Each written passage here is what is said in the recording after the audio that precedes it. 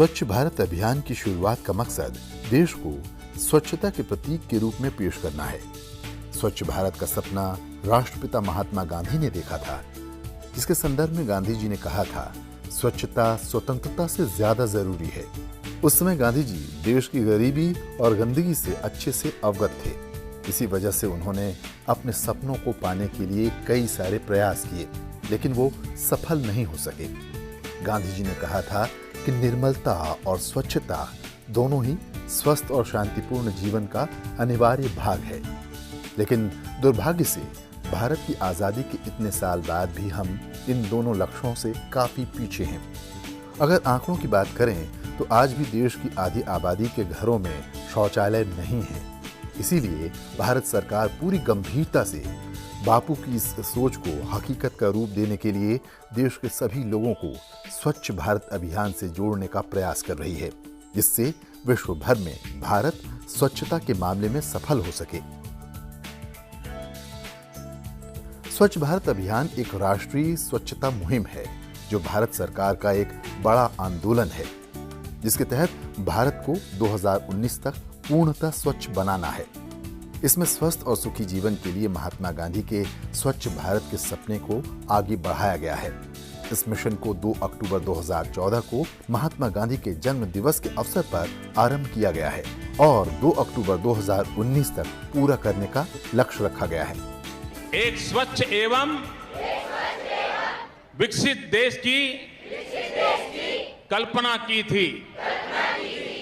महात्मा गांधी ने गुलामी की जंजीरों को तोड़कर मां भारती को आजाद कराया। अब हमारा कर्तव्य है कि गंदगी को दूर करके भारत माता की सेवा करें। मैं शपथ लेता हूं कि मैं स्वयं स्वच्छता के प्रति सजग रहूंगा और उसके लिए समय दूंगा। हर वर्ष 100 घंटे यानी हर सप्ताह 2 घंटे श्रमदान करके स्वच्छता के इस संकल्प को चरितार्थ करूंगा। मैं न गंदगी करूंगा, न किसी और को करने दूंगा। स्वच्छ भारत अभियान को 2 हिस्सों में बांटा गया है, स्वच्छ भारत अभियान ग्रामीण और स्वच्छ भारत अभियान शहरी। इन 2 उप अभियानों के लिए पेयजल और स्वच्छता और ग्रामीण विकास के मंत्रालय ग्रामीण इलाकों में इसकी जिम्मेदारी ले रहे हैं और शहरी विकास मंत्रालय शहरों में इस मिशन की देखभाल कर रहा है। हमारे देश में स्वच्छ भारत अभियान की जरूरत क्यों है, इसको समझने के लिए ये कुछ आंकड़े समझने जरूरी हैं। विश्व बैंक की 2006 की एक रिपोर्ट के अनुसार भारत में 60% लोग खुले में शौच करते हैं, जो पूरी दुनिया के खुले में शौच करने वालों का 58% है। इसी गंदगी और खुले में शौच की समस्या के कारण भारत हर साल अपनी सकल घरेलू उत्पाद का 6.4% का नुकसान झेलता है। इसी समस्या के कारण भारत में हर रोज कम से कम 1000 बच्चे अपनी जान गंवाते हैं। इसी रिपोर्ट के अनुसार करोड़ों भारतीयों की आस्था का केंद्र गंगा नदी की अस्वच्छता के लिए जिम्मेवार कारणों में सबसे बड़ा कारण खुले में शौच और उससे फैलने वाली गंदगी ही है। यही नहीं, गंदगी और खुले में शौच की वजह से होने वाली डायरिया जैसी महामारी के कारण हर साल भारत में 6 लाख लोगों की मौत हो जाती है। हमारे लिए सबसे शर्मिंदगी की बात यह है कि खुले में शौच करने की वजह से महिलाओं को घर से बाहर छेड़खानी और बलात्कार का भी सामना करना पड़ता है। अस्वच्छता के कारण हमारे देश में न केवल लोगों के स्वास्थ्य के साथ खिलवाड़ हो रहा है, बल्कि महिलाओं के स्वाभिमान को भी लज्जित होना पड़ता है। किसी ने सोचा भी नहीं होगा कि गंदगी की वजह से देश को आर्थिक नुकसान भी झेलना पड़ता है, क्योंकि विदेशी पर्यटक गंदगी के कारण हमारे देश में आने से बचते हैं, जिससे देश को बड़ी मात्रा में विदेशी मुद्रा का नुकसान होता है। इन्हीं कारणों को ध्यान में रखकर ही स्वच्छ भारत अभियान की शुरुआत की गई। स्वच्छ भारत अभियान की शुरुआत ही लक्ष्य के साथ की गई है। पहले समय सीमा तय की गई कि 2 अक्टूबर 2019 तक पूरे देश से खुले में शौच की समस्या को निपटाना है। इसके साथ ही कुछ लक्ष्य तय किए गए हैं। भारत के हर घर में शौचालय हो, साथ ही खुले में शौच की प्रवृत्ति को भी खत्म करने की आवश्यकता है। कचरे की रिसाइकलिंग और दोबारा इस्तेमाल, वैज्ञानिक तरीके से मल प्रबंधन को लागू करना, स्वास्थ्य के प्रति भारत के लोगों की सोच और स्वभाव में परिवर्तन लाना, साफ सफाई की प्रक्रियाओं का पालन करना, पूरे भारत में साफ सफाई की सुविधाओं को विकसित करने के लिए निजी क्षेत्रों की हिस्सेदारी बढ़ाना, भारत को स्वच्छ और हरियाली युक्त बनाना, ग्रामीण क्षेत्रों में जीवन की गुणवत्ता में सुधार लाना, स्वास्थ्य शिक्षा कार्यक्रमों के माध्यम से समुदायों और पंचायती राज संस्थानों को निरंतर साफ सफाई के प्रति जागरूक करना। शहरी क्षेत्रों में स्वच्छ भारत अभियान का लक्ष्य हर शहर में ठोस कचरा प्रबंधन सहित लगभग सभी 1 करोड़ 4 लाख घरों को 2.5 लाख से ज्यादा सार्वजनिक शौचालय और 2.5 लाख सामुदायिक शौचालय से जोड़ना है। सामुदायिक शौचालय के निर्माण की योजना उन रिहायशी इलाकों में की गई है जहां पर व्यक्तिगत घरेलू शौचालय की उपलब्धता मुश्किल है। इसी तरह सार्वजनिक शौचालय को बस अड्डों, रेलवे स्टेशन, बाजार जैसी जगहों पर बनाया जा रहा है। शहरी क्षेत्रों में स्वच्छता कार्यक्रम को 5 वर्षों के अंदर 2019 तक पूरा करने की योजना है। शहरी क्षेत्रों में स्वच्छ भारत अभियान के तहत कार्यक्रम जिन्हें पूरा करने का लक्ष्य रखा गया है वो हैं खुले में शौच की प्रवृत्ति को जड़ से हटाना, खुले हाथों से साफ सफाई की प्रवृत्ति को हटाना, लोगों की सोच में परिवर्तन लाना और ठोस कचरा प्रबंधन करना।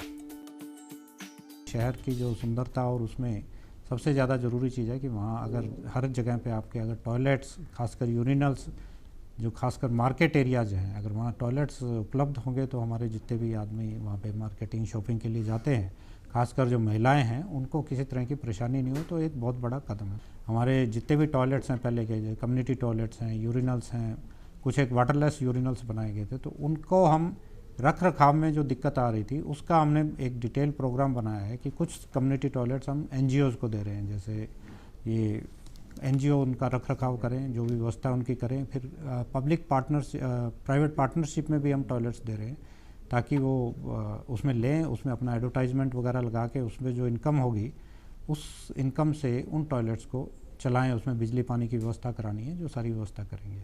स्वच्छ भारत मिशन अभियान के दौरान जो हमें पैसा मिला है उस पैसे से जहाँ जहाँ कमी है टॉयलेट्स बनाने की, पब्लिक टॉयलेट्स, पब्लिक यूरिनल्स की, वो भी हम पूरा करने की कोशिश कर रहे हैं। मैं इस समय दिल्ली के सुंदर नगरी इलाके में हूँ। ये दिल्ली के स्लम कॉलोनियों में से एक है और ये वो इलाकों में से है जहाँ सभी घरों में शौचालय नहीं होता है। लेकिन शहरों में स्वच्छ भारत अभियान के तहत यहाँ पे सामुदायिक शौचालयों का निर्माण किया गया है, जहाँ पर आपको पेशाब, शौच करने की और नहाने की सुविधा उपलब्ध कराई गई है। पानी की सुविधा यहाँ पे उपलब्ध है। तो इस तरह की जो सुविधा सामुदायिक शौचालयों के माध्यम से की गई है वो इसलिए की गई है क्योंकि इतनी बड़ी आबादी है, शौचालय नहीं होता है, तो साफ सफाई का किस तरह से ख्याल रखा जाए। तो स्वच्छ भारत अभियान के तहत इस तरह के सामुदायिक शौचालयों का निर्माण हुआ है। दिल्ली के नगर निगम ने शहरी क्षेत्रों में कचरा प्रबंधन के क्षेत्र में एक अनूठी पहल की है। उत्तरी दिल्ली के बुराड़ी में IF&LS के साथ कंस्ट्रक्शन और डिमोलिशन से पैदा होने वाले मलबे के रिसाइकलिंग का प्लांट लगाया गया है। यह प्लांट देश में इकलौता है, जिसकी सफलता के बाद हर शहर में इस प्लांट को लगाए जाने की बात कही जा रही है।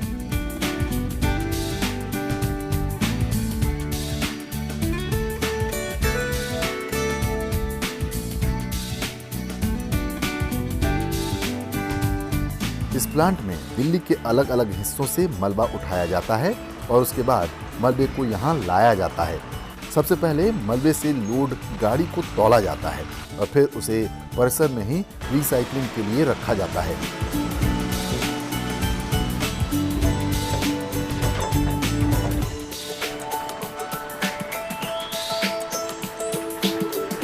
अत्याधुनिक मशीनों से मलबे से मिट्टी, रेत, बजरी और पत्थरों को अलग अलग किया जाता है और उन्हें फिर से तैयार किया जाता है दोबारा इस्तेमाल के लिए।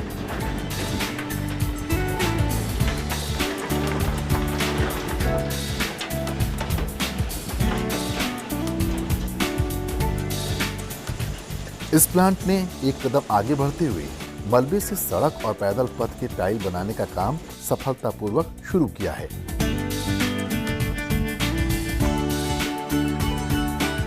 यहाँ जो कंस्ट्रक्शन डिमोलिशन वेस्ट है वो इंफ्रास्ट्रक्चर प्रोजेक्ट्स हों या रोड प्रोजेक्ट्स हों या बिल्डिंग डिमोलिशन का है या बिल्डिंग रिनोवेशन का है, वो सारा मलबा आता है। जिस तरह से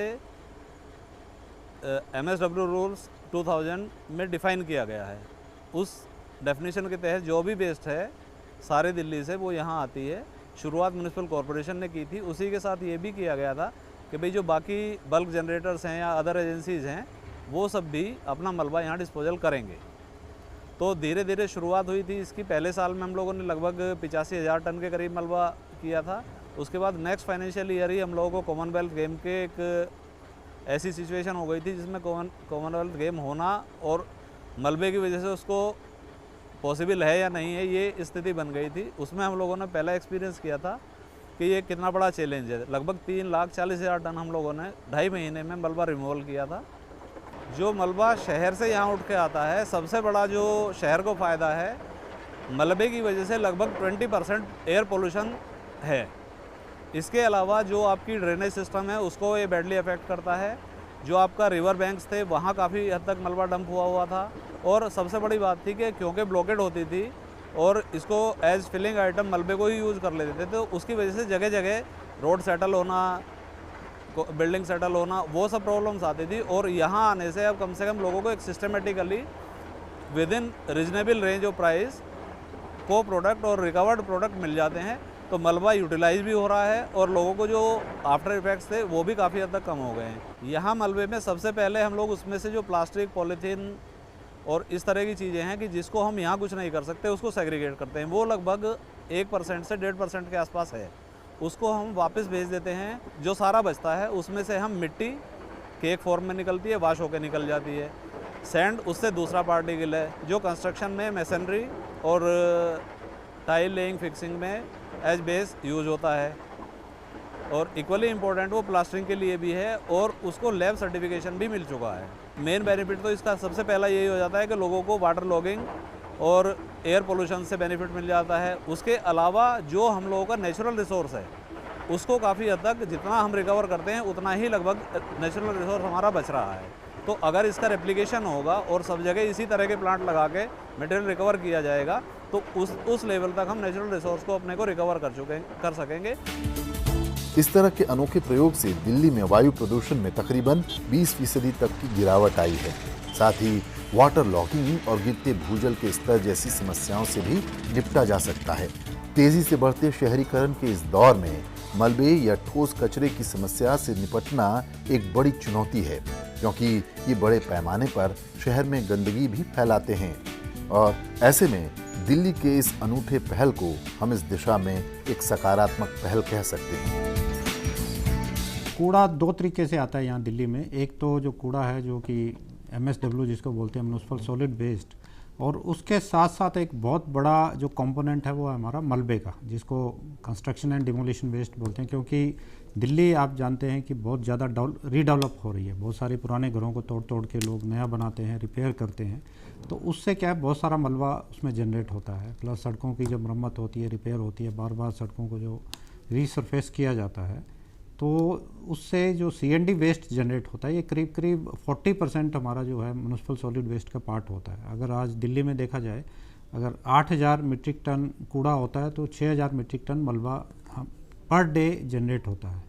तो उस मलबे को अगर हम अलग से उसका प्रोसेस करके उसको ठीक नहीं करेंगे तो वो क्या है, कूड़े में मिक्स हो जाता है और वो कूड़ा मलबा बन जाता है, मलबा कूड़ा बन जाता है।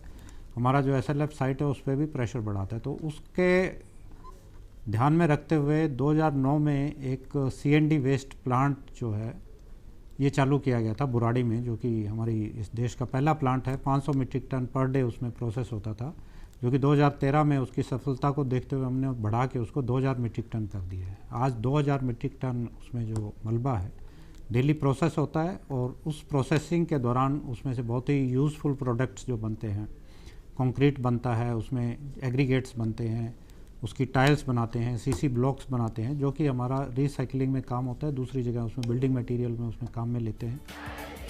स्वच्छ भारत अभियान की शुरुआत के दिन प्रधानमंत्री ने कला, खेल और साहित्य से जुड़े कई हस्तियों को नामित किया था ताकि वो अपने अपने क्षेत्रों में इस अभियान को आगे बढ़ा सकें। इन हस्तियों का लोगों पर काफी प्रभाव होता है, खासकर युवा वर्ग में। अभी हमने देखा एक क्रिकेट मैच के दौरान स्टार क्रिकेटर विराट कोहली ने झाड़ू से स्टेडियम की सफाई की। इस पूरे कार्यक्रम की लोगों में काफी चर्चा रही और इसका काफी सकारात्मक प्रभाव पड़ा। इसी तरह हम देखते हैं कि फिल्मी कलाकार भी समय समय पर सफाई को लेकर लोगों में जागरूकता अभियान चलाते रहते हैं। लोगों के बीच स्वच्छता एक चर्चा का विषय बन रही है और वो भी इस कार्यक्रम की सफलता ही है। ग्रामीण स्वच्छ भारत मिशन एक ऐसा अभियान है जिसमें ग्रामीण भारत में स्वच्छता कार्यक्रम को अमल में लाना है। इसका मुख्य उद्देश्य ग्रामीणों को खुले में शौच करने की मजबूरी से रोकना है। इसके लिए सरकार ने 11 करोड़ 11 लाख शौचालयों के निर्माण के लिए 1,34,000 करोड़ की राशि खर्च करने की योजना बनाई है। ध्यान देने योग्य बात है कि सरकार ने कचरे को जैविक खाद और इस्तेमाल करने लायक ऊर्जा में परिवर्तित करने की भी शुरुआत कर दी है। इसमें ग्राम पंचायत, जिला परिषद और पंचायत समिति की अच्छी भागीदारी है। ग्रामीण क्षेत्रों में रह रहे लोगों के जीवन स्तर में सुधार लाना, 2019 तक स्वच्छ भारत के लक्ष्य को पूरा करने के लिए ग्रामीण क्षेत्रों में साफ सफाई के लिए लोगों को प्रेरित करना, जरूरी साफ सफाई की सुविधाओं को निरंतर उपलब्ध कराने के लिए पंचायती राज संस्थान, समुदाय आदि को प्रेरित करते रहना चाहिए। हर घर में शौचालयों का निर्माण। सरकार के इन प्रयासों का देश के ग्रामीण क्षेत्रों में असर दिखना भी शुरू हो गया है। ग्राम पंचायत की मदद से गांवों में शौचालय का निर्माण कराया जा रहा है। समाज के वंचित वर्ग के लोग पैसे की कमी और जागरूकता के अभाव में खुले में शौच के लिए जाने को मजबूर थे। अब ग्रामीण स्वच्छ भारत अभियान के तहत अपने घरों में शौचालय निर्माण के लिए खुद आगे बढ़कर इस योजना से जुड़ रहे हैं। हमारे गांव में शौचालय, पूर्ण शौचालय बन चुके हैं। पूर्ण सारा गांव जो है अब जंगल में नहीं जाता है, क्योंकि जंगल में गंदगी वगैरह होती थी, ज़्यादा पैर वैर सन जाते थे, बीमारियां होती थी। इसलिए अब हमें जब से 2 साल हो जाएंगे, 1.5 साल के करीब हो जाएगा हमें, तब से हमारा गांव पूर्ण शौचालय से मुक्त हो चुका है। साफ सफाई का विशेष वो है और सही चल रहा है काम। देश के स्कूलों में भी बच्चों को साफ सफाई को लेकर जागरूक बनाने का काम चल रहा है। स्कूलों में छात्र छात्राओं के लिए बड़े पैमाने पर शौचालयों का निर्माण कराया जा रहा है। बच्चों को हाथ साबुन से धोने और स्वच्छता को लेकर जागरूक बनाया जा रहा है। बचपन में शिक्षा के साथ इस तरह की सीख देश को स्वच्छता के प्रति जागरूक बनाने में काफी मददगार साबित हो सकती है। इस तरह हम कह सकते हैं कि 2019 तक भारत को स्वच्छ और हरा भरा बनाने के लिए स्वच्छ भारत अभियान एक स्वागत योग्य कदम है। जैसा कि हम सभी ने कहावत में सुना है, स्वच्छता भगवान की ओर अगला कदम है। एक स्वस्थ देश और स्वस्थ समाज की जरूरत है कि हर जगह स्वच्छता हो। यह एक राजनीति मुक्त अभियान है और देशभक्ति से प्रेरित है। भारत को स्वच्छ देश बनाने के लिए हर नागरिक को अपनी भागीदारी समझनी होगी, क्योंकि यह हर नागरिक की जिम्मेदारी है। सरकार की कोशिश और आम जनता की भागीदारी ही स्वच्छ भारत अभियान को सफल बना सकती है।